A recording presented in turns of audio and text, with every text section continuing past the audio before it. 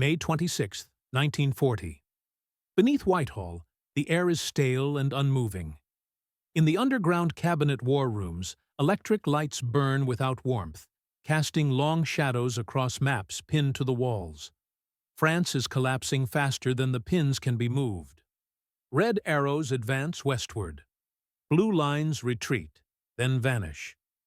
Winston Churchill stands still, not speaking, not pacing.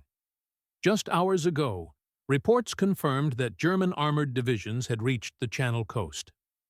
The British Expeditionary Force, Britain's only trained field army, was trapped. Nearly 300,000 men pressed against the sea at Dunkirk. Their rifles were useless against tanks. Their fate depended on weather, tides, and time. Around him, advisors whisper numbers: aircraft lost, divisions cut off, ports falling. Every calculation ends the same way. Britain has no strategic reserve, no continental ally left standing, no certainty that the Royal Air Force can stop what comes next. For the first time since becoming Prime Minister, Churchill allows the unthinkable to form, not as rhetoric, not as defiance, but as fact. That Britain might lose this war. And that realization does not come with drama. It comes quietly, as Europe disappears from the map. September 1939 did not feel like the beginning of a catastrophe. When Britain declared war on Germany after the invasion of Poland, the declaration echoed across Europe with formality rather than fear. There were speeches, mobilizations, blackout curtains, but on the Western Front, nothing happened. For months, the conflict settled into what journalists called the phony war. British and French forces sat behind prepared defenses, confident that time favored them. Germany, many believed, would be contained, blockaded, slowly weakened as it had been in the last war. Those assumptions rested on memory, not reality. The British Expeditionary Force deployed to France in September 1939 was small by continental standards, 10 divisions initially, but highly trained, professional, and confident. It stood shoulder to shoulder with the French army, which was still regarded as Europe's strongest land force. Together, they relied on a familiar doctrine: static defense, deliberate movement, controlled firepower. Across the border, Germany was preparing something different. The Wehrmacht had spent years reshaping how wars were fought. Speed replaced mass. Coordination replaced caution. Armor, infantry, artillery, and aircraft were no longer separate tools, but parts of a single moving system. This doctrine, later labeled Blitzkrieg, was not about reckless advance, but about shock, tempo, and paralysis. Break the enemy's command structure. Collapse their ability to respond. Force decisions faster than they could be made. British planners understood none of this fully. French strategy revolved around the Maginot Line, a vast system of fortifications designed to prevent another German invasion through Alsace-Lorraine. The Ardennes forest, thick, hilly, and poorly roaded, was considered impassable to large armored formations. British divisions were positioned accordingly, extending north into Belgium to meet a German advance expected to follow the old routes of 1914. When Germany attacked on May 10, 1940, the plan seemed to confirm those expectations. German forces surged into the Netherlands and Belgium. British and French units advanced to meet them. It looked, at first, like a repeat of the Great War's opening movements. Heavy fighting, slow progress, grinding attrition. But this was the deception. While Allied forces moved north, German panzer divisions pushed through the Ardennes. Roads thought unsuitable for tanks filled with armor moving day and night. Luftwaffe aircraft isolated bridges, bombed rail junctions, and severed communications. French command structures, centralized and rigid, struggled to respond. Orders arrived late. Units fought bravely, but blindly. By May 15th, German armor had crossed the Meuse River. By May 20th, it had reached the Channel. The Allied front did not bend. It cracked clean through. For Britain, the implications were immediate and devastating. The British Expeditionary Force was no longer part of a defensive line. It was a pocket, cut off from the south, dependent on a shrinking corridor to the sea. Every mile lost reduced the chances of escape. Churchill had become Prime Minister only on May 10th, the same day the German offensive began. He inherited a war already in motion, a strategy already failing, and allies already breaking. There was no time to learn gradually. Every morning brought new losses. Every evening erased another assumption. Inside Whitehall, confidence began to drain. Inside France, Allied armies were dissolving. And beneath the Channel clouds, Britain's fate was being compressed into a narrow strip of sand and water, where survival was no longer a matter of strategy, but of extraction. That narrowing corridor would soon be called Dunkirk. By the third week of May 1940, the war had accelerated beyond prediction. What had taken 4 years in the First World War had taken 10 days. The British Expeditionary Force, nearly 338,000 men when counting French and Belgian troops alongside it, was now compressed into a coastal pocket around the port of Dunkirk. German armor had sealed the landward exits. Luftwaffe bombers roamed the skies. The sea, once Britain's shield, had become the only direction left. Operation Dynamo, the evacuation of Dunkirk, was conceived not as a triumph, but as a last resort. There was no precedent for removing an entire field army under fire. The Royal Navy could not bring large warships close to the beaches. The port itself was under constant attack. Dock facilities burned.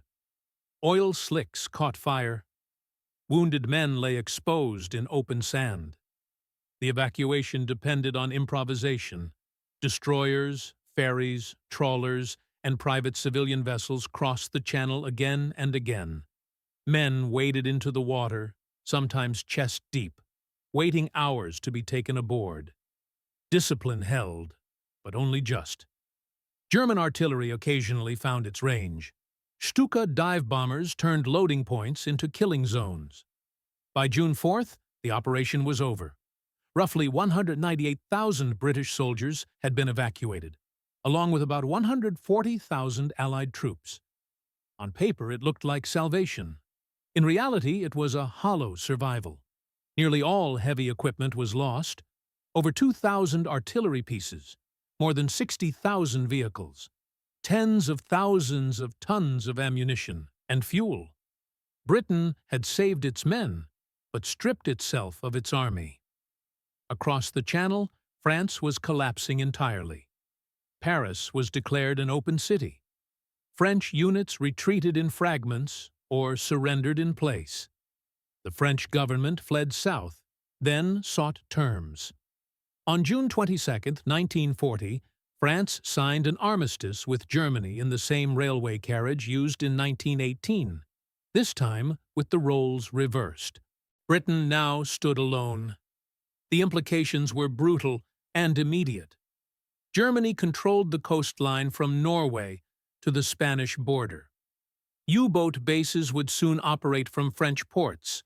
The Luftwaffe could strike Britain from airfields just minutes away.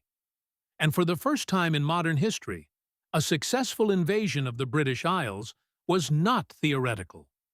Operation Sea Lion, the German plan for invasion, was not yet finalized, but the threat shaped every British calculation. The Royal Navy remained powerful, but it could not be everywhere at once. The army at home was poorly equipped, training with wooden rifles and improvised defenses. Coastal fortifications were incomplete. Radar stations existed, but the system was untested under sustained attack. The Royal Air Force was the final barrier. But even here, confidence was fragile. Fighter Command had fewer aircraft than it needed. Pilots were exhausted. Replacement rates were uncertain. Losses in France had been severe. German production outpaced British output. And unlike ships, aircraft could not be replaced by improvisation. Inside the War Cabinet, the pressure mounted. Some ministers began to question whether survival required compromise. Lord Halifax, the Foreign Secretary, argued that Britain should explore mediation, possibly through Mussolini, before invasion made terms worse. The logic was cold, but rational. Preserve the empire, avoid annihilation, accept limits. Churchill listened. He argued back. He resisted. But resistance did not erase the numbers. Each briefing stripped away another layer of optimism. Each map showed Britain smaller, more exposed, more isolated. Publicly, Churchill spoke of defiance. Privately, he studied scenarios where the defenses failed. And it was within this narrowing space, between what he told the nation and what the evidence suggested, that a dangerous realization began to take shape. Britain was not merely threatened. It was vulnerable. And vulnerability, once acknowledged, changes everything. Angle 1. The human weight. By early June 1940, the streets of Britain looked calm. Shops opened. Buses ran. Newspapers sold out each morning. But beneath the routines, strain was visible everywhere. Families waited for letters from France that would never arrive. Mothers listened for footsteps that did not come back through the door. Factories worked longer hours with fewer men. Blackout curtains stayed drawn even during daylight, as if the country was already bracing for bombardment. For the men who had returned from Dunkirk, survival carried no celebration. They had escaped, but they had not won. Many came back without weapons, some without boots. Officers reported units reduced to names on paper, cohesion lost in the chaos of evacuation. The army existed, but only in the abstract. Civilians understood more than the government admitted. Rumors spread faster than official statements. Talk of invasion circulated openly in pubs and queues. Coastal villages watched the horizon. Home Guard units drilled with hunting rifles and makeshift barricades. This was not panic. It was endurance without certainty. Churchill felt that weight acutely. He read casualty lists. He visited bomb-damaged streets. He knew that public morale depended not on truth alone, but on belief. Belief that resistance had purpose. Yet belief required leadership that never hesitated, even when doubt pressed in privately. The people were ready to suffer. What they feared was suffering for nothing. And that fear pressed upward, toward the men making decisions in sealed rooms. Angle 2. Leadership inside the War Cabinet. Inside the War Cabinet, confidence fractured along clear lines. Churchill was a newcomer to supreme authority, but not to war. His experience in the First World War, particularly the disaster of Gallipoli, had taught him the cost of miscalculation. He was instinctively aggressive, but now restrained by circumstance. Lord Halifax represented another tradition. Calm, diplomatic, risk-averse. He believed Britain's strength lay in survival, not heroics. With France gone and the army stripped of equipment, he argued that seeking terms was not surrender, but strategy. Germany, he suggested, might offer acceptable conditions, preserving the empire, autonomy, and peace. The debate was not emotional. It was surgical. What mattered were facts. Could Britain prevent invasion? Could the RAF hold? Could the Navy stop barges crossing the Channel under air attack? What if the Luftwaffe destroyed fighter command? What if London burned? Churchill argued that negotiation would destroy morale and invite worse demands. Halifax countered that defeat would remove choice entirely. These were not speeches meant for history. They were arguments meant to avoid catastrophe. Churchill listened carefully. He was not blind to reality. He asked for intelligence estimates. He pressed commanders for probabilities. And the answers were never absolute. Victory was possible. So was defeat. The realization did not strike as fear. It arrived as calculation. A prime minister recognizing that leadership meant choosing between unacceptable outcomes, and that one of them might be unavoidable.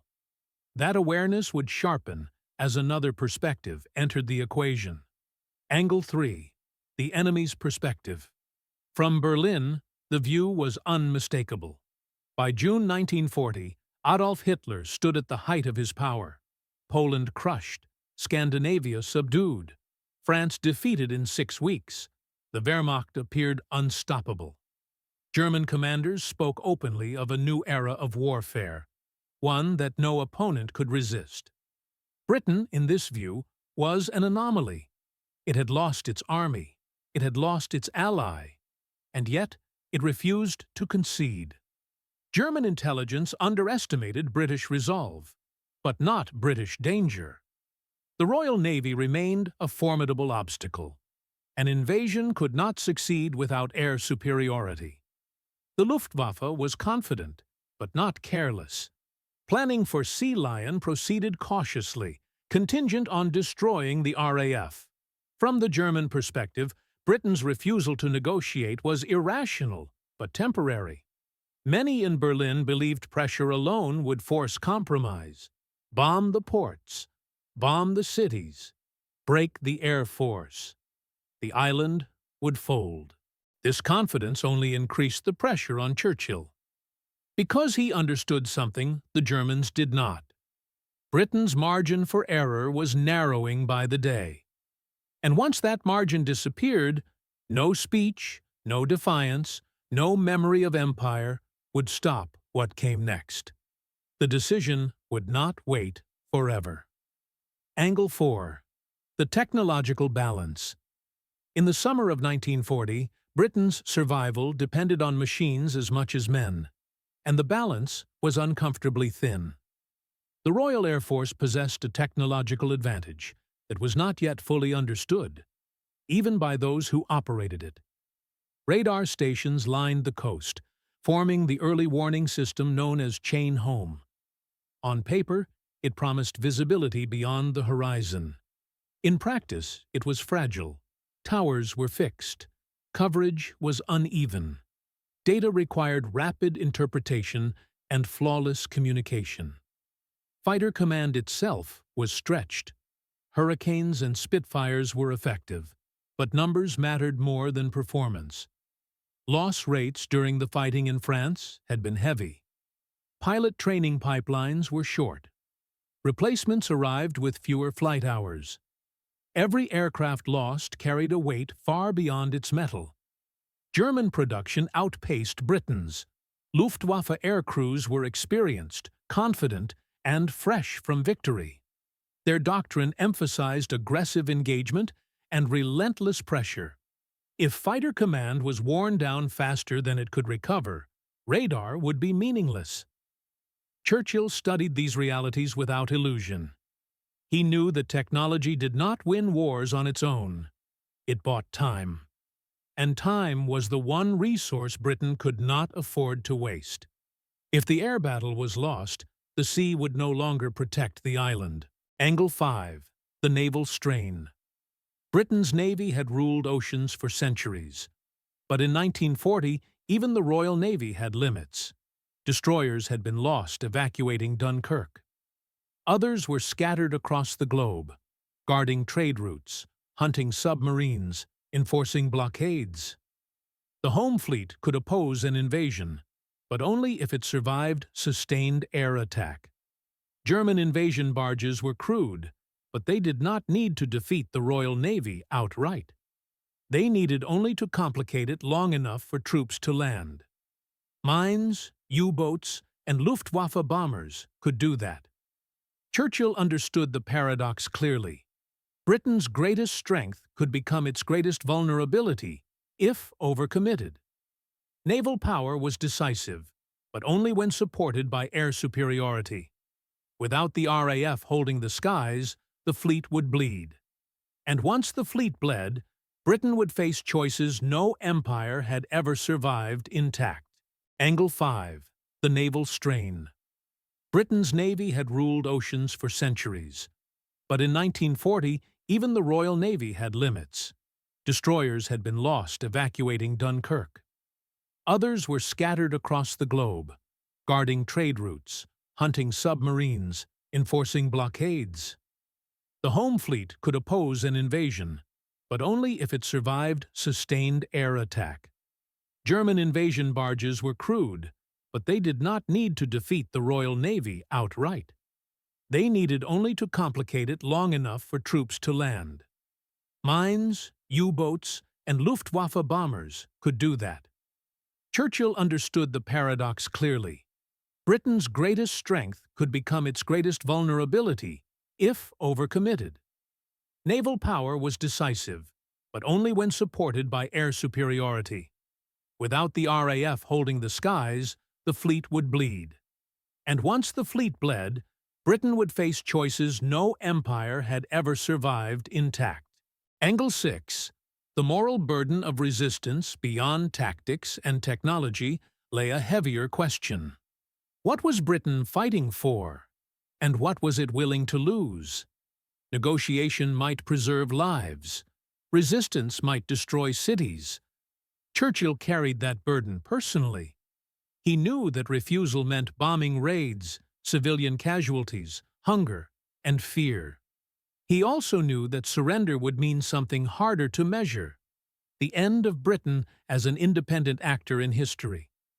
This was not romantic resolve. It was arithmetic of suffering. He believed that once a nation accepted imposed peace under threat, it lost the ability to choose its future. And yet, he also understood that stubbornness without capacity was not courage. It was vanity. The realization tightened around him. Britain could fight. Britain could endure. But Britain could also fail. And knowing that failure was possible, truly possible, changed how every decision felt. Because from this point forward, Churchill was no longer choosing between victory and defeat. He was choosing between risking annihilation and accepting survival on someone else's terms. That decision would soon crystallize, not in rhetoric, but in a series of days where the fate of the war narrowed to hours, rooms, and voices. The last days of May 1940 unfolded without spectacle. No crowds, no speeches. Only rooms filled with maps, memoranda, and men who understood what failure looked like. The War Cabinet met repeatedly between May 26th and May 28th. Each session began the same way: updates from France, estimates from the Chiefs of Staff, intelligence summaries that offered no reassurance. The numbers never improved. German divisions continued advancing. The French front disintegrated further with each report. Churchill listened. He questioned. He pressed for alternatives. None appeared. The army at home numbered fewer than 20 fully equipped divisions, and many were only partially armed. Coastal defenses were incomplete.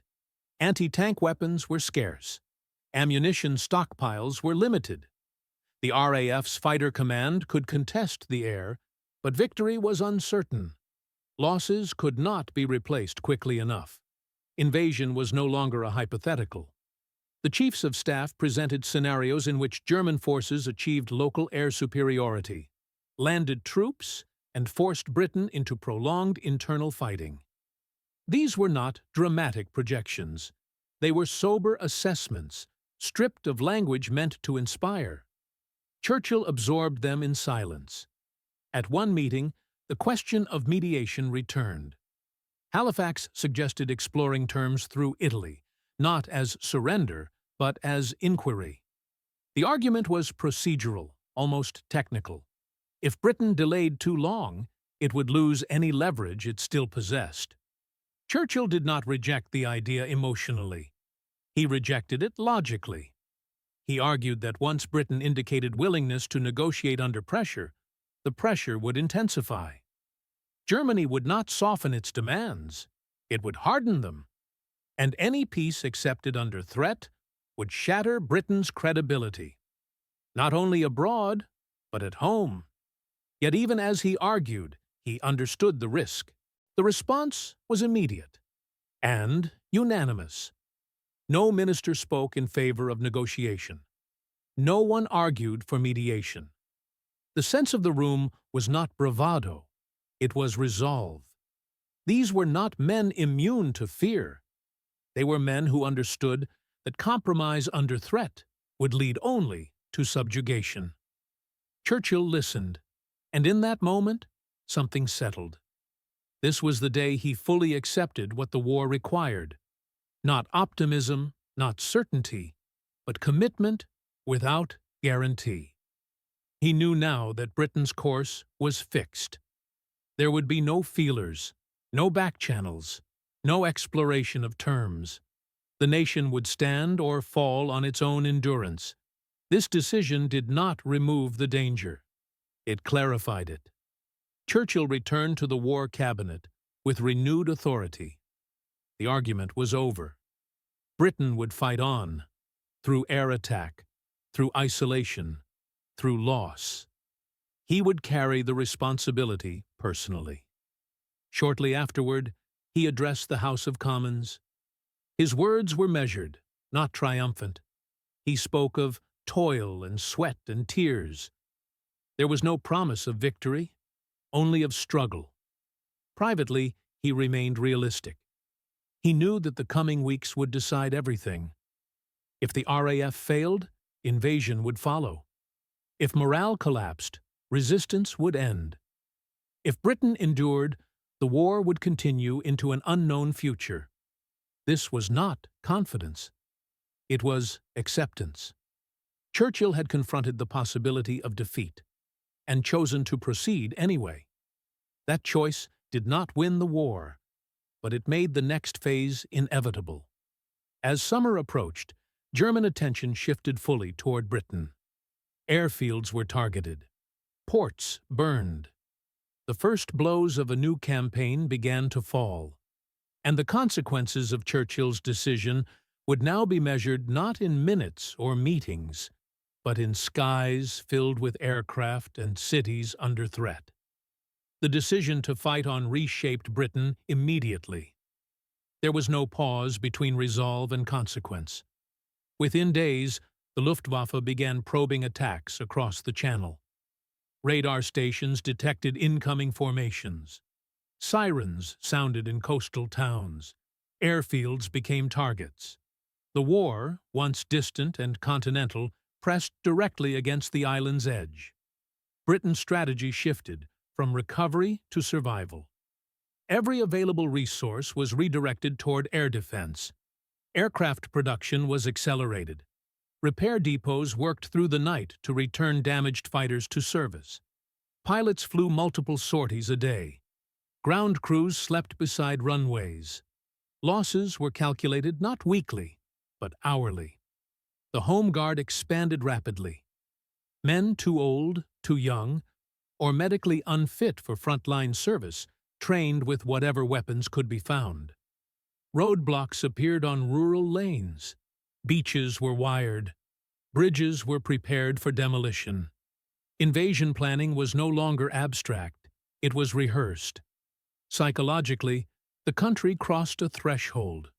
Churchill's refusal to negotiate closed one door and opened another. There would be no conditional peace to hope for, no quiet settlement to anticipate. The only outcomes now visible were victory at immense cost, or defeat by force. That clarity, paradoxically, hardened morale. German expectations began to misalign with British reality.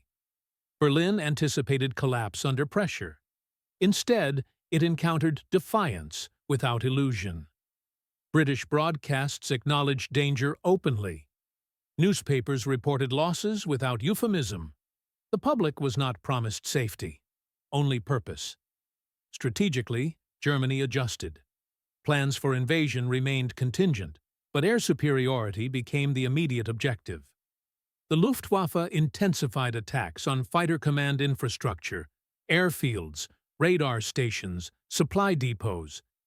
The battle shifted into the air, where margins were thin and outcomes uncertain. Churchill followed every development closely. He visited operations rooms. He studied sortie rates. He tracked pilot fatigue. He asked not whether Britain could endure indefinitely, but whether it could endure long enough. Each day the RAF survived intact reduced the likelihood of invasion. Each loss increased the danger. The realization he had faced in May did not fade. It sharpened. Because now, defeat was no longer theoretical. It would arrive visibly, through burning cities, broken defenses, and the silence of airfields. And yet, Britain did not bend. The decision to fight on had removed ambiguity. There was no longer debate about what Britain might do, only about how long it could hold. That question would soon be tested in full as the struggle moved from planning rooms into open skies, and the consequences of May 1940 began to define the future of the war itself. As summer deepened, the margins narrowed further. By July 1940, the Battle of Britain had begun in earnest, not as a single clash, but as a grinding campaign of attrition. German aircraft crossed the Channel in growing numbers, testing defenses, identifying weaknesses, forcing constant response. Fighter command met them sortie for sortie, often outnumbered, sometimes exhausted, always aware that there was no second line. Losses mounted on both sides, but Britain's vulnerability was unique. Every pilot lost was irreplaceable in the short term. Every damaged airfield reduced operational reach. Every miscalculation carried irreversible cost. Churchill received daily reports that refused comfort. Fighter strength fluctuated dangerously. Some sectors approached breaking point. Air Vice Marshal Keith Park warned that sustained pressure could overwhelm defenses if it continued unchecked. Intelligence estimates suggested that German reserves remained deep. There were moments, quiet ones, when Britain stood closer to defeat than public memory allows. Had fighter command collapsed, invasion would not have been guaranteed, but Britain's strategic position would have become untenable. The Royal Navy could not operate freely under hostile skies. Ports would have been exposed. Supply lines strangled. Negotiation, once rejected, would have returned, this time without leverage. Germany, however, made a critical shift. Frustrated by RAF resilience and misjudging British capacity, the Luftwaffe redirected its focus toward London and other cities. The Blitz began. The pressure on fighter command eased just enough. Airfields repaired. Pilots rested. Aircraft production caught up. This was not foresight. It was miscalculation. Churchill understood what had been avoided only in retrospect. He knew how thin the margin had been. In private correspondence, he later acknowledged that Britain's survival in 1940 was never assured, only contested. The consequences of May's decision now extended outward. Britain remained in the war long enough for new factors to emerge: American material support, expanding industrial output, global realignment. What had begun as isolation slowly became endurance. Endurance became leverage. But none of that was visible in 1940. What was visible were burning cities, exhausted airmen, and a nation absorbing punishment without certainty of reward.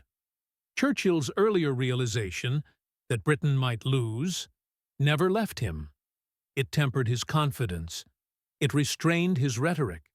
It sharpened his understanding of cost. History often remembers defiance. It rarely remembers doubt. Yet it was doubt, acknowledged, confronted, and accepted, that shaped Britain's survival. Because Churchill did not choose resistance believing defeat impossible, he chose it knowing defeat was entirely plausible. And that knowledge, carried forward into every decision that followed, defined the character of Britain's war. History often remembers the words, the speeches, the defiance delivered from podiums and broadcast across radios. It rarely remembers the silence that came before. In May 1940, Winston Churchill did not face a clear path to victory. He faced a narrowing corridor of survival, bordered by invasion on one side and surrender on the other. The realization that Britain might lose the war did not weaken him, it clarified him. It stripped away illusion and forced a decision grounded not in hope, but in consequence. Churchill chose resistance not because it guaranteed success, but because it preserved agency. To fight was to retain the ability to choose Britain's future, even if that future ended in ruin. To negotiate under threat would have closed that choice forever. That moment did not win the war. It made endurance possible. Britain's survival in 1940 rested on fragile systems, human resilience, and errors made by the enemy. It was not destiny. It was contingency. The difference between collapse and continuation lay in margins so thin they were invisible to those living through them. Understanding this matters, because it reminds us that history is not shaped by certainty, but by decisions made when certainty is absent. Leadership is not proven when victory is assured, but when loss is acknowledged, and action continues anyway. The day Churchill realized Britain might actually lose the war was not a day of speeches or celebration. It was a day of acceptance. And from that acceptance came a choice that allowed history to remain unwritten, long enough for the world to change.